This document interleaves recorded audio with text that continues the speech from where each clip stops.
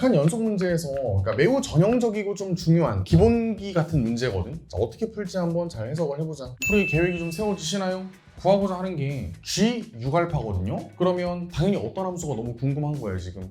GX가 뭘까? 자, fx는 최고 차항 개수가 1인 2차 함수고 GX가 연속이래. 이거 엄청 별표죠. 우리 수능 문제에서 어떤 함수를 가지고 야, 연속이야? 이런 조건을 그냥 주지 않는다. 엄청 중요한 조건이야. 어떤 임의의 함수에 대해서 연속함수입니다 라고 제시하잖아. 그럼 거의 대부분의 문제는 그게 문제의 핵심이야. 그래서 너무 궁금해야 돼. GX의 연속성을 문제풀이에 어떻게 활용할까? 이게 너무 궁금해야 돼, 진짜. X가 1보다 작을 때, 자, 우리가 관심 있는 연속성을 활용하고 싶은 그 함수 GX가 정의 되어 있는 거야, 맞죠? 자, X가 1보다 작을 때 GX는 어떤 함수인가요? 어떤 함수라고 읽으면 돼, 이거? 3차 함수야, 맞죠? F는 2차, 얘는 1차. 3차 함수. 연속성에 문제가 있다, 없다? 문제가 없어. GX의 연속 조건을 자꾸 문제풀이에 활용하려고 해야 돼. 근데 X가 1보다 작을 때는 그냥 3차 함수, 연속 함수. 문제 없다. 특이사항이 없어요. 자, X가 1보다 클 때는요. 자, 이거 잘 봐야 되는데 이게 지금 GX가 정의된 거예요? 아니야. fx 곱하기 gx가 x 빼기 4야. 이게 항등식이잖아요. 자, 그러면 잘 보세요. 이걸 보셨을 때 이거 외우면 안 돼. 무조건 어떻게 식정리하셔야 돼. gx를 정의하려고 노력해야 돼. 또 지금 gx의 연속성을 문제풀이 활용하고 싶다니까? 뭘 알아야 돼? 아니, 그래서 gx 뭐냐고. 자, 힌트가 하나 더 있어요. 그 다음 조건도 뭐예요? gx는 0을 만족하는 실근이 알파밖에 없대. 이것도 내가 활용해야 될 조건이야. GX는 0을 만족하는. 그래서 GX 뭐냐고. GX를 정의 내리려고 노력해야 돼. 그러니까 여기서 자, GX는 fx분의 x-4입니다 라고 정의하는 것은 매우 자연스러운 과정이야.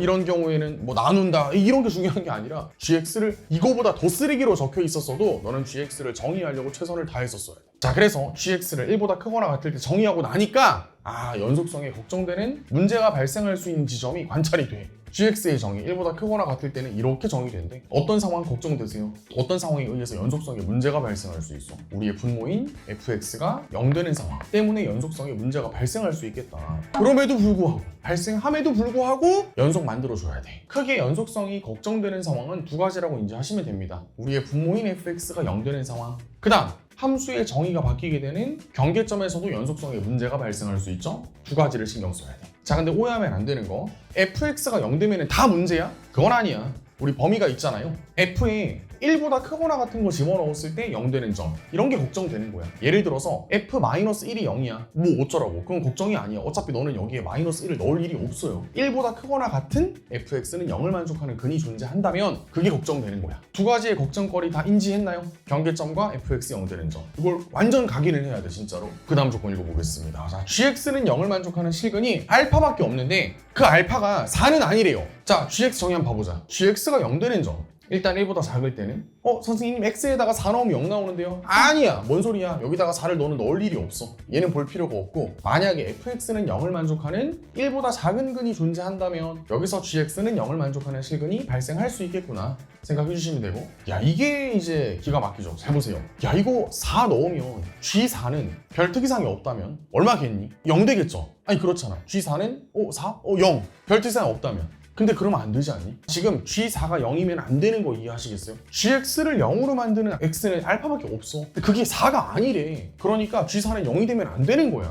우리의 분모인 fx 반드시 어떤 인수 가지고 있다? x 빼기 4를 무조건 인수 가지고 있었던 거야. 그러니까 여기다가 4를 애초에 넣을 수 없어요, 지금. 4에서의 극한값은 계산할 수 있겠죠. 4에 가까운 거 넣는 건 괜찮은데 여기 4를 대입해서 G4를 계산하면 된다, 안 된다? 안 되는 거야, 지금. 자, 그래서 fx는 x-4를 인수로 가지고, 그다음 나머지 인수 하나, 얘를 어떻게 결정해야 될까? 이제는 1보다 크거나 같을 때는 절대로 gx가 0이 되는 상황이 연출이 될 수 없어. gx가 0 되려면 분자가 0이어야 되거든요. 근데 얘는 분자가 x 빼기 4. 4에서는 0 아닌데요? 1보다 크거나 같을 때는 더 이상 gx 0 되는 점은 없습니다. 1보다 작을 때. 그러면 fx가 어떤 인수를 가졌다는 소릴까? x 빼기 알파를 인수로 가졌다는 소리네. 그래서 알파 넣었을 때 0 나온다, 이렇게. 나머지 인수는 x 빼기 알파구나. 자, 하나 더. 자, 이때 우리 알파에 걸리게 되는 조건은 뭘까요? 알파는 어떤 값이어야 돼? 무조건 1보다 작은 값이어야 되겠다, 맞죠? 1보다 작을 때 fx를 0으로 만드는 값이 알파였어야 돼. 그래서 알파는 1보다 작습니다. 이런 범위가 걸려있다는 거 생각을 해주시고 우리의 걱정거리 다시 한번 생각해보자. 리마인드. 분모 0 되는 거 걱정됐어. 하지만 일단 4에서 0분의 0꼴 만들어줬고 4에서의 극한값은 존재할 겁니다. 맞죠? 그래서 그 극한값이 함수값이 되면 연속이 될 거야. 특이사항 없을 거고. 선생님 알파 넣으면 0 나오네. 아니야. 너희 알파를 여기다가 넣을 일이 없어요. 알파는 1보다 작은 상태이기 때문에. 자, 그러니까 이제는 분모가 0 되는 상황은 없는 거예요. 걱정도 끝. 어디만 관찰해 주시면 돼요. 경계점 1에서만 관찰하면 되겠다. 그쵸? 우리 gx의 식 요거 식으로 써보면 얘는 x 빼기 4의 제곱에 x 마이너스 알파 이런 식으로 들어갔다고 생각하시면 되겠다. 그죠? 자, 1에서 좌극하는 여기다가 1 넣은 거 왜 1 마이너스 알파. 자, 1에서의 우극하는 여기다가 1 넣은 거 얘네 둘은 그냥 뭐 약분해버리자. 1 넣으면은 1 빼기 알파분의 1 이렇게 되겠다. 그래서 1에서 연속 만들면 끝! 정리해보면 얘는 1 빼기 알파의 제곱이 9분의 1이야. 그러면 1 빼기 알파는 플러스 마이너스 3분의 1인데 자, 이때 우리 알파는 1보다 작아야 되기 때문에 자, 반드시 알파 값은 3분의 2랑 3분의 4 중에서 3분의 2를 골라줘야 되겠다. 맞죠? 이렇게 fx를 결정하시면 됩니다. 알파가 3분의 1에 우리가 궁금한 것은 G6알파니까 알파 자리에 3분의 1을 집어넣으시면 이게 G4죠. 야, 이것도 절묘한 값이다. 우리 G4는 어떻게 구해야 돼? G4는 일단 x가 1보다 클 때 여기 밑에 함수에서 구해야 되는데 극한값으로서 계산해야 되는 거 맞죠? 극한값 계산은 당연히 되지. x 빼기 4랑 x 빼기 4랑 약분하시면 분모에 x 빼기 알파만 존재하니까 4 빼기 알파분의 1 이렇게 되겠다. 극한값은 4 빼기 알파분의 1. 그래서 우리 알파 값을 3분의 2 구했기 때문에 정리하면 10분의 3 나올 겁니다.